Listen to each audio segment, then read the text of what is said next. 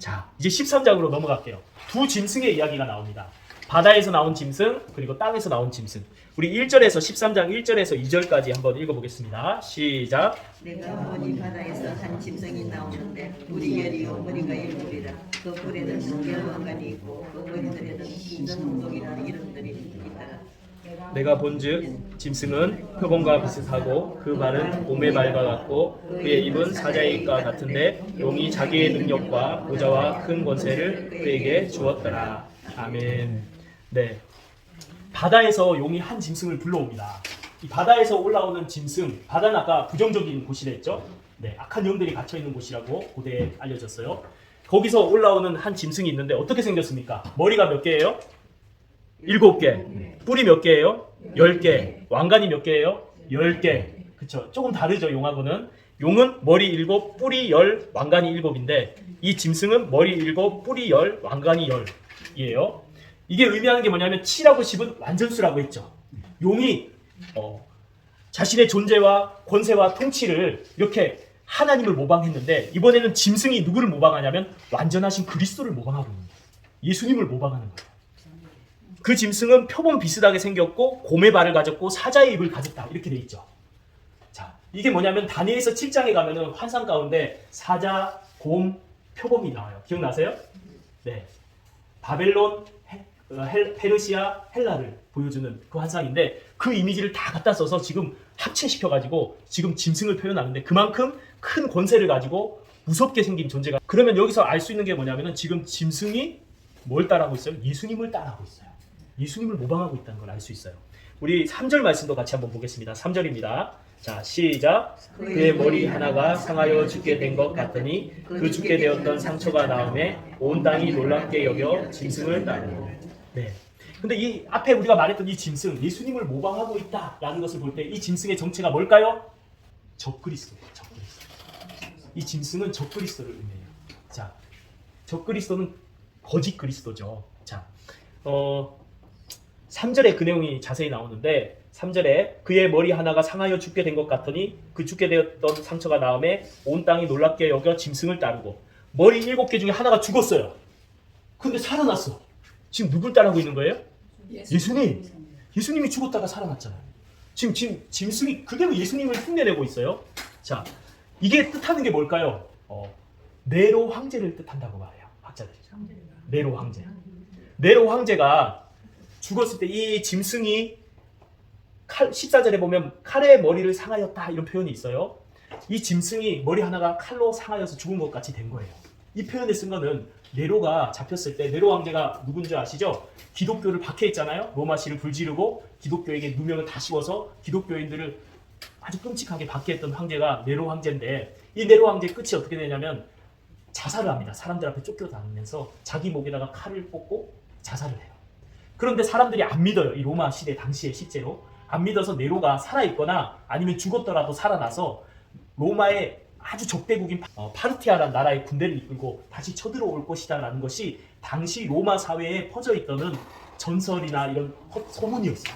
로마 사람들이 다 그렇게 이야기를 하고 돌고 있었어요.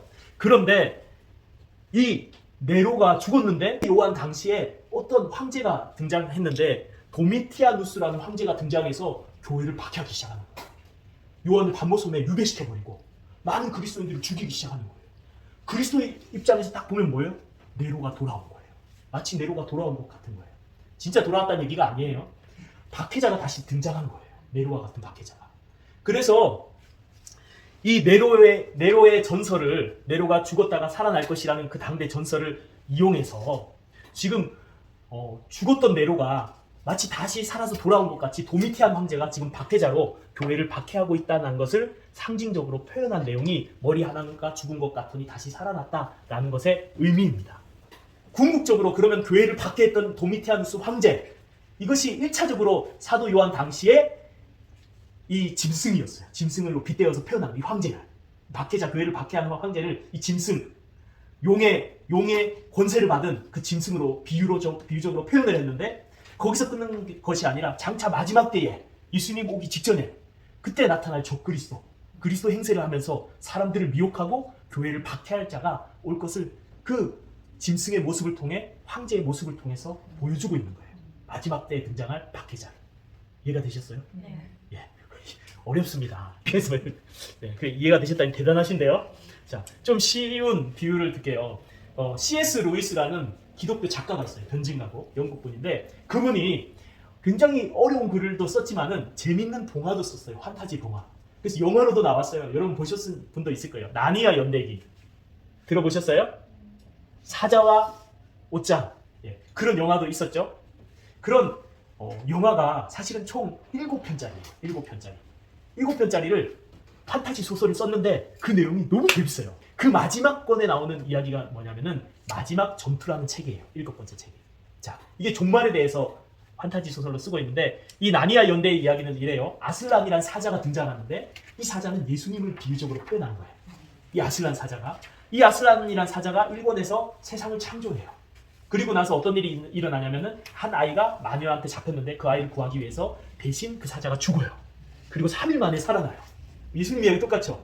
일부러 아이들한테 예수님 소개하려고 이렇게 재밌게 말하는 거예요.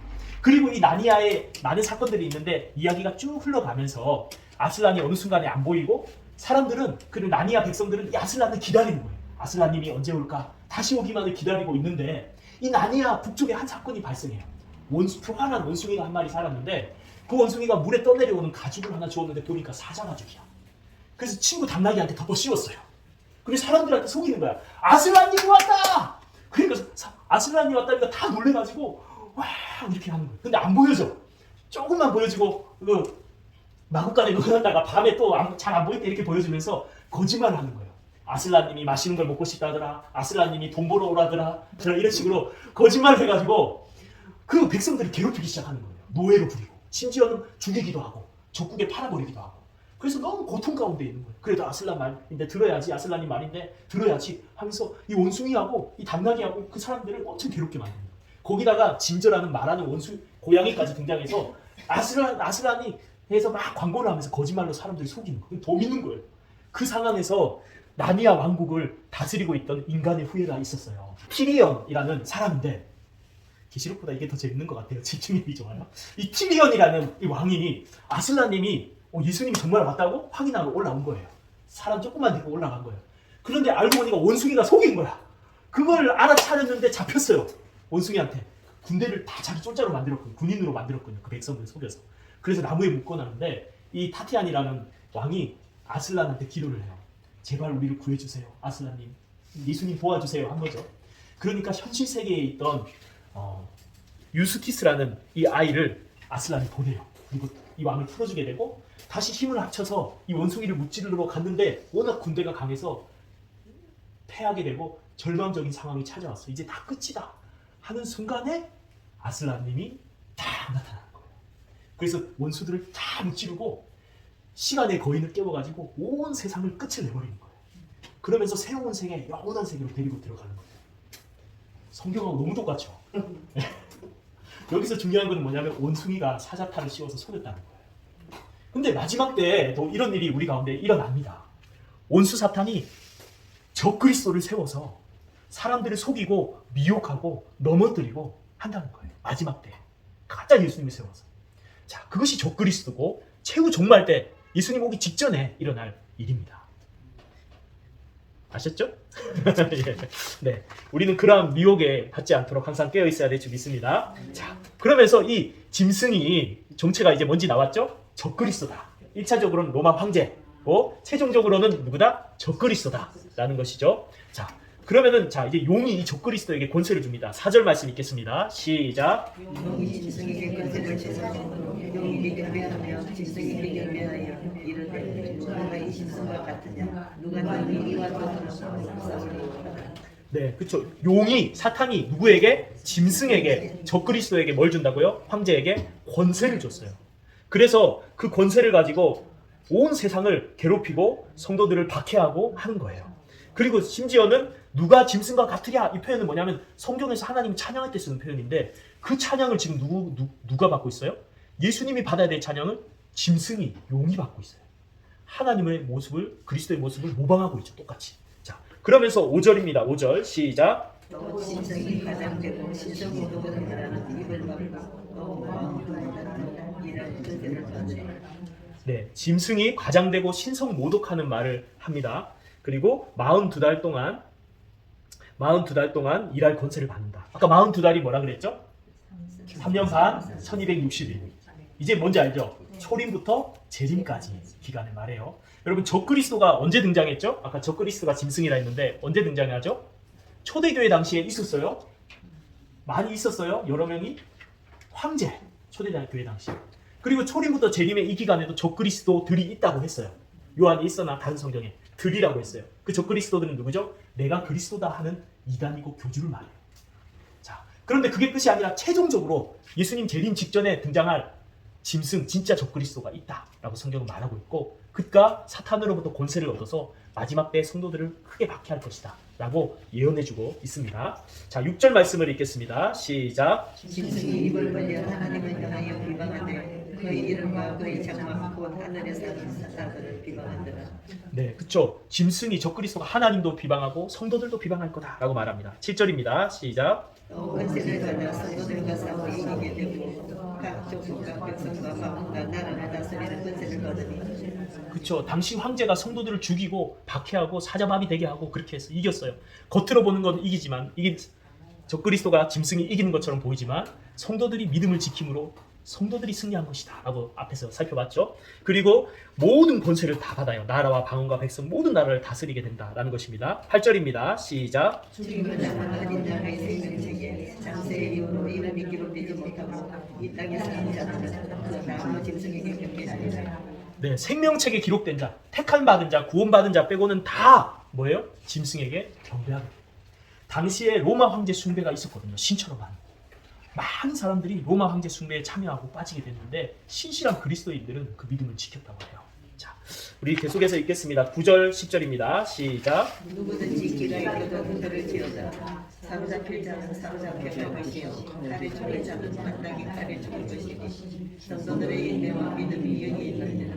네, 이야기를 듣다 보니 좀 무서워지기 시작하죠.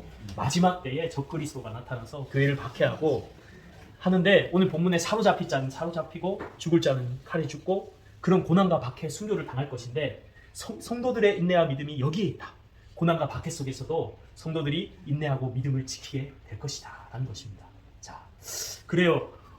이 거짓 그리스도, 적그리스도가 초대교회 당시 얼마나 박해 있는지 몰라요. 고난과 박해. 지금은 적그리스도가, 수많은 적그리스도들이 있죠. 세속적인 권력을 가지고 지금도 이슬람 가운데 예수 믿는 사람들을 죽이는 이슬람의 세력들이 될 수도 있고, 지금도 많은 사람들을 속이고 자기가 그리스도라 하면서 사람들의 삶을 피폐하고 파탄으로 이끌어가는 이단의 교주들과 이단이 그럴 수가 있죠. 그리고 장차 마지막 때에 큰 환란 때에 적그리스도가 등장할 겁니다. 최종적으로. 자, 이런 모든 고난과 박해 가운데서도 우리가 인내와 믿음을 가지고 우리 신앙을 지켜야 될 줄로 믿습니다. 인내와 믿음이 있어야 된다라는 것을 이야기해주고 있는 거예요. 우리는 사실 그런 박해는 없지만 저 북한에서 4대째 예수님 믿다가 탈북하신 분 간증을 들은 적이 있어요. 북한에서 4대째 예수님을 믿은 집안인데 평양 대붕 때 그 집안 예수님을 믿었대요. 4대째 내려오는데 그 평양이 처음에 6.25 이후에 박해가 바로 온 게 아니라 1958년도부터 박해가 극심하게 시작됐다고요. 마지막으로 박해가 이렇게 북한 전 지역에서 있다가 마지막 박해한 지역이 평양이라고 해요. 거기에 평양에 예루살렘이 있었죠. 우리 한국 교회들이 있었죠. 평양에 마지막 박해가 있었는데 자기 아버지 할아버지가 얼마나 믿음이 좋으냐면은 성경책을 집에 엄청 많았는데 다 그 공안들이 와서 다 뺏어가가지고 보위부에서 와서 다 불태우는데 성경책이 이렇게 쌓여 있는데 하나가 툭 떨어지더래요, 바닥에. 그래가지고 할아버지가 성경을 발로 톡 차가지고 널마루 밑으로 마루 옛날에 마루가 이렇게 있었잖아요. 거기 밑으로 숨겼대요. 한 권을 빼돌렸대요, 할아버지. 나머지 성경은 다 타고 집에 딱 그 성경 하나가 남아서 지금까지 내려온다는 거예요. 그런데 그런 박해 상황 가운데 신앙생활을 하는데 이 사람들이 좀 반동분자라고 해가지고 아버지 할아버지 가족들을 다 아우지 탄강으로 보냈대요. 그래서 탄강 근처에서 집을 짓고 거기서 생활을 하고 탄강에서 일하고 하는데 거기 예수 믿는 사람들이 많이 왔는데 서로 이제 눈치껏 예수 믿는 사람끼리만 모여서 일을 하러 가는 거예요. 탄강 안에 들어갈 때도. 그래서 이렇게 흩어지잖아요. 예수 믿는 사람들끼리만 모여서 이렇게 눈치껏 가요. 그래서 가서 거기서 아무도 없잖아요. 밑에 탄강에. 감시하러 안 오거든요. 거기서 찬양하고 예배 드리고 했다는 거예요. 탄광 안에서. 집에서 하면 감시를 당하니까 예배를 못 드리고 탄광에 모여서 또는 논밭에 일하는 사람 그렇게 조금씩 소수로 모여서 그렇게 예배를 드렸다고 해요. 근데 너무 감사하게도 그 탄광 사고로 사람들이 자주 죽어나갔는데 그 예수님 믿는 사람들이 들어간 탄광 사고가 한 번도 안 나더래요.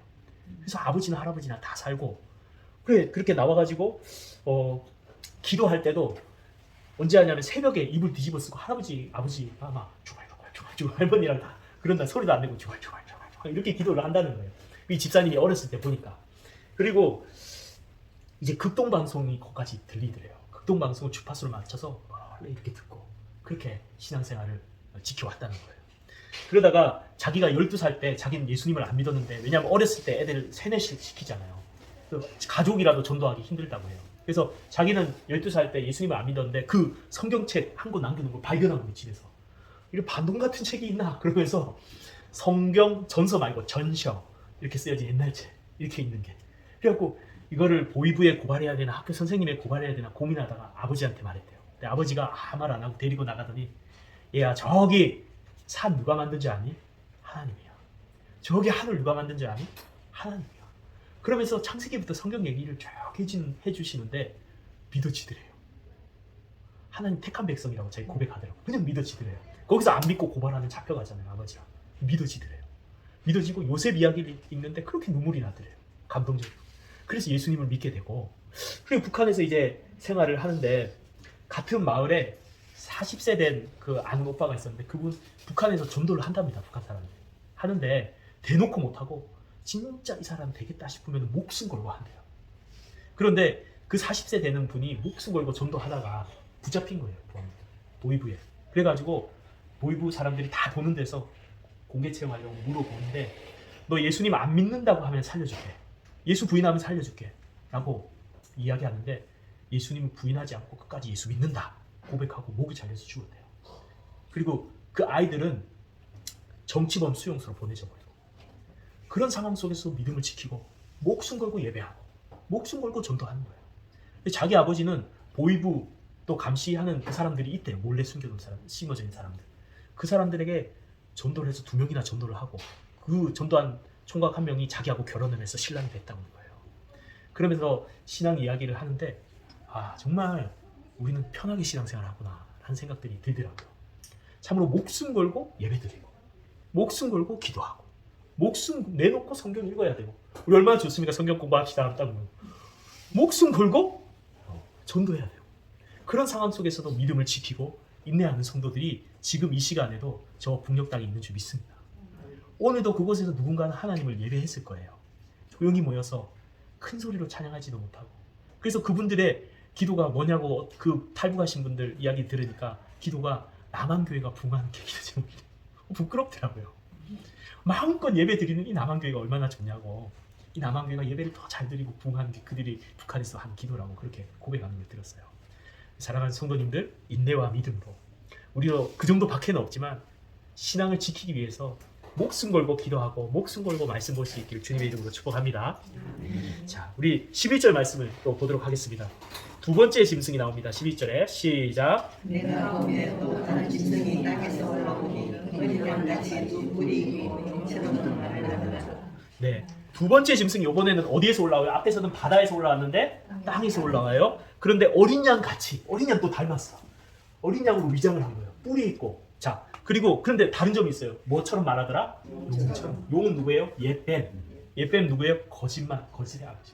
용처럼 거짓된 말을 하는. 생긴 거는 예수님 닮은 것 같은데 거짓된 말을 하는 거예요. 이것이 두 번째 짐승의 모습입니다.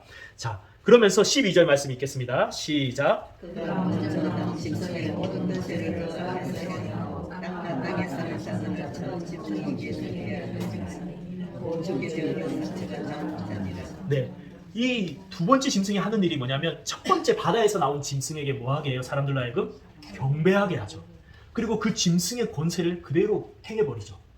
자, 그러면서 이제 뒤에 한번 조금 더 살펴볼게요. 자, 이 정체를 조금 더 알아보려면 13절까지 읽겠습니다. 시작. 그가 먼저 짐승의 권세를 그 앞에서 행하고 14절. 짐승 앞에서 하던 말이 땅에 거하는 자들을 미혹하며 땅에 거하는 자들에게 이르기를 칼에 사형받아 살아남지는 그리하여 성을 받으라.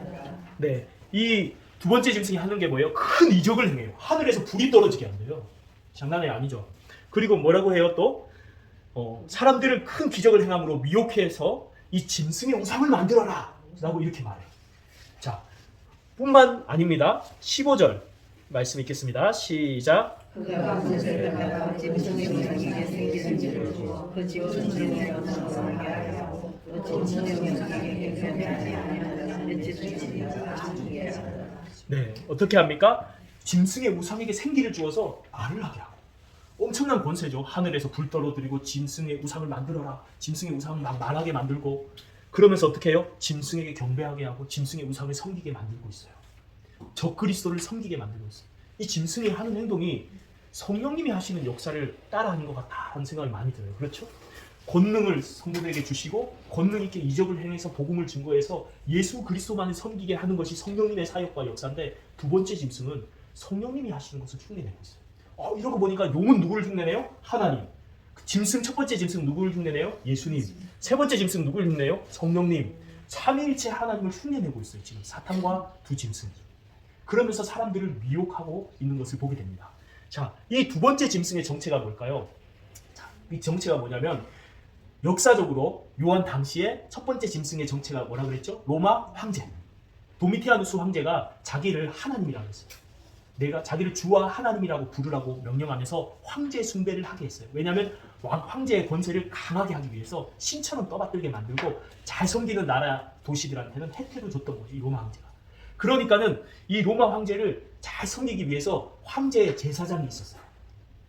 황제 제사장들이 황제 숭배하도록 사람들을 미혹하고 속이고 했던 거예요. 심지어 역사적 기록에 의한 복화술도 썼대요. 복화술 아세요? 그 황제 우상을 딱 세워놓고 입술은 닫았는데 안녕하세요 여러분, 저는 박 목사입니다. 말 안 하는 것처럼 그 사람들이 이거 기가 막히겠다는 거예요. 저는 들통났지만 입을 딱 다물고 말 안 하는 것처럼 소리를 내가지고 복화술이라거든요. 실제로 했대요. 그래서 진짜 우상이 말했다고 지금. 그러면서 사람들을 속이고 미혹하는 일들이 있었어요. 황제 숭배하게 하는 일들이. 거기에 비유를 들어서 이 거짓 제사장, 거짓 황제 숭배를 하게 만드는 이 이교의 제사장을 1차적으로 의미하고요. 궁극적으로 누구를 말합니까? 지금 이 시대에도 많은 사람들을 속여서 거짓 이단의 교주를 섬기게 하는 포교 활동을 하는 이단들을 말해요. 또 최후에 적그리스도가 등장할 때 많은 사람들을 미혹할 거짓 선지자를 의미하는 것입니다. 이것이 두 번째 짐승의 정체예요. 그러면서 오늘 진짜 궁금했던 666 이야기가 나옵니다. 자, 우리 16절과 17절을 한번 읽어보겠습니다. 16절, 17절 시작. 그가 모든 자, 곧 작은 자나 큰 자나 부자나 가난한 자나 자유인이나 종들에게 그 오른손에다 임하게 표를 받게 하고 누구든지 이 표를 받은 자 외에는 매매를 못하게 하고 이 표는 곧 짐승의 이름이나 그의 이름이나 18절 시작. 지혜가 여기 있으니 총명한 자는 그 짐승의 수를 세어보라. 그것은 사람의 수니 그 수는 666이니라. 아멘. 네. 이제 이 둘째 짐승이 첫 번째 짐승에게 경배하게 하고 그리고 그 짐승의 표를 모든 사람에게 받게 합니다. 이마와 어디에요? 오른손에. 이게 뭘까요? 그리고 그 표가 없으면 매매를 못하게 하고 이 표는 사람의 수인데 666이래요. 이 표를 받게 한다는 거예요. 옛날에 이런 소문이 있어가지고 666번 버스 타고 가다가 어떤 집사님이 666인지 모르다가 딱 보는 게 666인데 그래서 스톱! 내렸다는 거 아니에요. 666 타면 안 된다고. 그런 겁니까? 자, 조금 우리가 내용을 좀 더 살펴보면 오른손과 이마에 표를 받았다라고 되어 있는데 이거는 구약의 이미지를 가지고 설명이 되어져요. 구약 에스겔서 9장 3절 4절에 보면은 하나님이 택한 백성들에게 먹으로 그 머리에 표시를 하게 합니다. 에스겔서. 다 심판하시는데 택한 자들의 이마에 표시를 해서 그들을 멸망하지 않고 보호하셔요. 구원하셔요. 그 에스겔서의 이미지를 계시록에서 그대로 가져와서 계시록 7장 3절에 보면은 하나님께서 택한 백성들의 이마에 인을 치십니다. 도장을 꽝 찍는 걸 내꺼 하면서. 자, 그 이미지를 사용해서 그런 표현을 해요. 그리고 계시록 22장 4절에 가면 성도들의 이마에 하나님의 이름이 기록되어 있다. 이렇게 말해요. 자, 이름 쓴다는 것은 무슨 뜻이에요? 우리 아이들이 장난감 똑같은 게 들어오면은 꼭 이름을 써요. 우리 막내가 형이 뺏어간다고. 이름 쓴다는 건 무슨 뜻이에요? 내 거라는 거죠. 내 거. 절대 못 뺏긴다. 이건 내 거. 목숨 걸고 지켜요, 우리 아들이. 마찬가지입니다. 하나님의 이 성경에 하나님이 도장을 찍었다, 표시를 했다, 이름을 이마에 썼다. 이거는 하나님이 내 거라는 거예요. 여러분 이마에 다 하나님의 이름이 있는 줄 믿습니다. 진짜 써 있나요, 목사님? 이게 아니고 이거는 써 있다는 것, 이마에 있다는 건 상징적인 표현이고, 상징적인 거예요. 실제로 쓰는 거 아니에요. 상징적인 표현이고, 누구 거라는 거예요? 우리가 하나님의 거. 하나님의 택한 백성, 하나님의 소유된 백성이라는 거예요. 아무도 못 건드려요. 왜요? 하나님 거니까 우리가. 자, 그런데 마귀도 또 하나님을 흉내내요. 그래서 이 짐승이 다 하나님을 안 믿는 생명책에 이름이 없는 자들로 하여금 표를 받게 하는데, 이마와 오른손이라는 것은 잘 보이는데 하나님을 흉내내서 받게 하는. 이건 진짜 표 받는다는 게 아니에요. 그래서 옛날에 바코드 쓰면 안 된다. 이거 666이다. 또 뭐예요? 베레칩. 베레칩 넣으면 안 된다. 그거는 마귀의 표시다. 그런데 그거 다 엉터리입니다. 엉터리예요. 실제로 표를 표시하고 이마에 넣고 뭐 살에 넣고 그 얘기가 아니라 무슨 의미라고요? 상징적인 의미. 누구의 소유라고요? 마귀의 소유라는 상징적인 그런 의미인 거예요. 자, 그래서 여기서 당시 초대교회 당시에도 황제 숭배를 안 하는 사람한테는 매매를 못하게 했어요. 길드라는 상회가 있었는데, 이 길드라는 조합에 들어가려면은 황제 숭배를 꼭 해야 됐어요. 이거 안 하면 장사 못하는 거예요. 못하게 했어요. 그래서 경제적인 손해를 보아야 했던 것이 그리스도인들이에요. 그래도 그 당시 그리스도인들이 끝까지 이 황제 숭배의 자리에 가지 않고, 이 황제 숭배의 축제로 들어가는 표를 받지 않고 신앙을 지켰어요. 그것을 상징적으로 이야기하는 거예요. 마지막 때에도 하나님이 아닌 세상을 섬기고 적그리스도를 섬길 사람들이 마지막 때에 있을 거예요. 하지만 우리는 우리의 믿음을 굳게 지켜야 될 줄로 믿습니다. 그러면 666이 뭘까요? 아직 비밀이 하나 안 풀렸어요. 666. 666. 이 666이라는 게 옛날에 게마트리아 방식이라는 이런 방식이에요. 게마트리아 방식. 뭐냐면은 라틴어도 헬라어도 그리고 히브리어도 알파벳을 숫자로 대신 썼대요. 숫자로. 그래서 알파 하면 뭐 1 이런 식으로 숫자를 알파벳으로 대신 썼는데, 이게 실제로 기록에 남아있는 게 폼페이에 비문이 하나 발견됐는데, 거기에 뭐라고 써있냐면 나는 545라는 수의 여인을 사랑한다 이렇게 써놓은 거예요. 사람 이름을 숫자로 써놓은 거예요. 545를 사랑한다. 아무도 모르게. 자, 그런데 요한이 똑같은 방식을 썼어요. 대놓고 쓰면 돼요, 안 돼요? 로마 황제가 짐승이다. 로마 황제의 표를 받지 마라. 이렇게 쓰면 어떻게 돼요? 교회가 박해가 일어나잖아요. 그래서 못 알아보게 이렇게 비유적으로 쓰고 있는 거예요. 666. 자, 그럼 이 666이 누구냐면 숫자로 누군가를 표시했는데, 이걸 학자들이 연구하니까 대다수의 학자들이 이야기하는 게 뭐냐면 네로 카이사르를 히브리어로 쓴 다음에 숫자를 계산하면 정확하게 666이 나와요. 그렇게 네로 카이사르, 네로가 누구죠? 로마 황제죠. 근데 왜 네로라고 했을까요? 사실은 지금 짐승이 누구라고 그랬어요? 도미티아누스 황제. 사도 요한 당시에 교회를 박해하고 반모 속에 집어넣었던 그 황제. 그 황제를 써야 되는데 그 황제가 직접 쓰면 또 박해가 오잖아요. 그래서 더 못 알아보도록 네로 황제라고 하는 거예요. 네로가 누구예요? 이 도미티안이 누구라 그랬어요? 돌아온 네로라 그랬죠. 네로와 같이 박해하는 그 새로운 박해자가 등장한 거예요. 그래서 이 도미티아누스 황제를 돌아온 네로이기 때문에 네로라고 쓴 거예요. 그것도 히브리어로, 그것도 숫자로. 그래서 도미티아누스 황제를 의미합니다. 아시겠어요? 네. 그래서 666은 누구다? 도미티아누스 황제다. 알고 보니까 별거 아니죠? 옛날에 오맨 영화 보면 머리에 666 써 있으면 막 우와 무섭다 막 그러고 봤는데, 그런 의미가 아니에요. 상징적인 의미, 적그리스도에 대한 표현입니다. 자, 이렇게 우리가 둘째 짐승에 대해서 살펴봤는데요.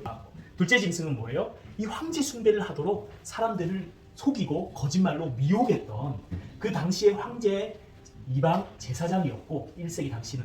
그리고 마지막 때에, 종말 때에 적그리스도를 사람들에게 속여서 섬기게 할 거짓 선지자를 의미합니다. 그리고 오늘날에도 적용될 수 있어요. 오늘날에 누구에 적용될까요? 이단들에 적용될 수가 있습니다. 자신의 이단 교주를 믿게 하려고 많은 사람을 거짓말로 속이는 사람.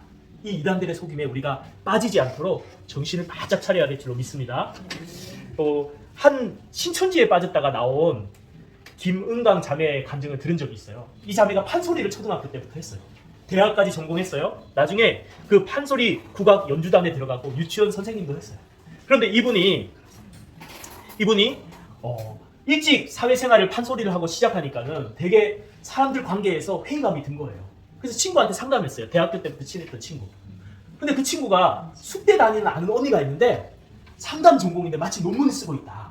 너 공짜로 상담해주니까 한번 상담 받아봐라. 그래서 상담을 받았어요. 숙대에 상담하는 그 언니가 한참 상담하더니 우리 지도 교수님이 성경을 가지고 문화사역을 하는데 한번 판소리 공연도 한번 공짜로 해주고 대신 공부도 같이 해봐라. 그러는 거예요. 그래서 공부를 했어요. 근데 알고 보니까 그 친구가 의도적으로 접근했던 신천지였고요. 숙대 다니는 애는 그 신천지 특전단이 있대요. 아주 특수하게 조직된 조직이 있대요. 그 특전단 대원이고 그 교수는 특전단 대장이었대요. 그래서 신천지가 짜고 들어와서 미혹한 거예요. 근데 어떻게 해서 넘어갈 수 없었냐면 참 외롭고 마음이 힘든데 와서 하는 말이 괜찮아 힘들지? 하면서 엄청 위로의 말을 해주는 거예요. 여기 이 사람들하고 교제하고 들어가면 왠지 엄청난 위로를 받을 것 같다는 생각이 들더라는 거예요. 그러고 나서 또 하는 말이 뭐냐면 성경 공부를 하는데 씨밭 나무새 욕 아닙니다. 씨밭 나무새 이 신천지 공부예요. 비유적으로 씨는 말씀이고 밭은 마음이고 나무는 사람이고 새는 영이다. 그렇게 하면서 풀어주는 거야. 성경을 찾아서. 와 맞는 것 같거든. 뭔가 딱딱 떨어지는 것 같고 신기하거든. 와 이게 성경의 진리가 여기에 있었구나. 교회에서도 안 가르쳐준 걸 가르쳐주네 하면서 넘어갔는데 나중에 배우고 나니까 뭐예요? 이 나무의 영으로 임하는 게 있는데 이 나무가 누구냐면 이만이고 이 영이 누구냐면 예수의 영이어서 예수의 영이 임한 이 사람이 바로 예수다. 그래서 이만희를 예수의 영으로 임한 예수로 섬기고 교주로 섬기고 있는 거예요. 이렇게 속이는 거예요. 그런데 여러분 씨밭 나무가 뭐냐면은 그 어디서 나온 얘기예요? 겨자씨 위에 나온 이야기죠. 겨자씨 위에 왜 이야기해요? 조그만 겨자씨가 밭에 심겼는데 큰 나무가 돼서 새들이 깃들 정도로 커졌다. 이게 뭐예요? 하나님 나라는 갈릴리에서 작게 시작된 복음이고 나라이지만 나중에 로마 제국이 전체에 퍼지고 온 세상에 퍼지고 커질 것이다. 하나님 나라의 시작은 작지만 이후에 온 세상에 복음이 증거될 것이다. 이 이야기하는 거거든요. 근데 말도 안 되게 갔다가 막 여기저기 뛰어 맞춰가지고 이만희 교주가 예수다 이 얘기하려고 처음부터 코드를 그렇게 맞춰서 만들어 놓은 거예요. 속지 마시기 바랍니다. 근데 이 자매분이 재밌어서 속은 거야. 신천지에 들어갔어요. 갔더니 우리는 예배 드린 게 양반이에요. 보니까는 무릎 꿇고 예배 드리고 신천지 맨바닥에서 줄 딱 맞춰서 예배 드려야 되고 박수도 막 이렇게 치는데 박자도 고개를 이렇게 한 명이라도 틀어지만 똑같이 아멘도 크게 북한 공산당처럼 아래 이래야 되고 이만희를 뭐 하늘의 대통령이라 막 부르고 북한하고 똑같아요 완전히. 그렇게 섬기는데 나중에는 남자친구도 헤어지라고 직장도 그만두라 하고 집도 그 숙소로 들어가는데 고시원 들어가서 아주 비참하게 살고 엄마 아빠한테 거짓말을 하라고 하는데 신천지 이만희를 위해서 거짓말하는 거 괜찮다 속여가지고요 거짓말을 하는데 이름도 속이고 나이도 속이고 직업도 속이면서 사람들을 포기활동하고 부모님도 속이고 학원비 받아가지고 신천지에 돈 갖다 주고 막 이러는 거예요. 그렇게 거짓말로 속아서 자기도 거짓말로 딴 사람을 미혹한 사람이 되었어요. 그런데 어떻게 알았냐면은 신천지에서 탈출한 친구가 엄마한테 알려준 거예요. 자기 엄마한테. 내 친구 신천지 있다. 어머니 딸이 신천지 있다고. 그냥 알아보니까 진짜 맞는 거예요. 그의 말이. 지금까지 한 모든 말이 숨 쉬는 것 빼고 다 거짓말인 거예요. 자기 딸이. 배신감이 든 거예요. 그래서 어떻게 했냐면은 이단 상담소로 데려갔어요.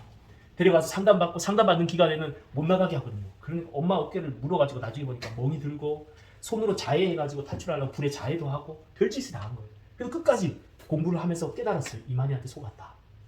그리고 예수님만이 참 구원자시다 라는 것을 알게 됐대요. 그리고 다시 돌아오는데 그 좋은 직장 버리고 청춘의 시간 다 낭비하고 너무나 우울증이 찾아와서 마음이 힘들었는데 그래도 신천지에 나왔던 성도들이 모여서 반 정도 그런 분들이 다니는 교회에 다녔는데 그분들이 위로해 주는 거예요. 그래 우리 그때 힘들었지? 그래도 하나님 품으로 다시 돌아왔잖아 하면서 위로하는데 많이 위로를 얻고 그리고 놀라운 사실은 신천지 상담을 하다가 걔를 붙잡고 어떻게든 상담하려고 아버지가 불신자인데 상담하다가 아버지가 예수님 믿고 가족이 매일 가정 예배를 드리면서 회복이 됐다고 해요. 여러분 거짓된 사단의 미혹이 지금도 있어요. 이 거짓된 미혹에 진리 가운데 바로 서서 빠지지 않는 우리 성도님들이 되시기를 축복합니다.